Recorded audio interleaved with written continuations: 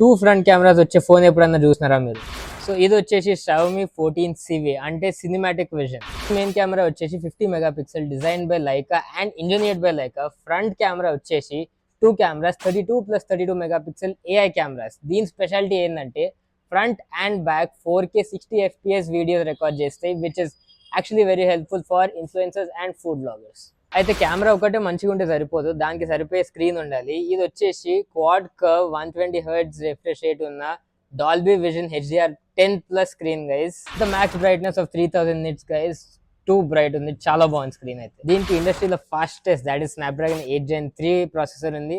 So దాన్ని beat చేసిన processor ఏం లేదు. Eyes closed you can consider this phone for gaming as well.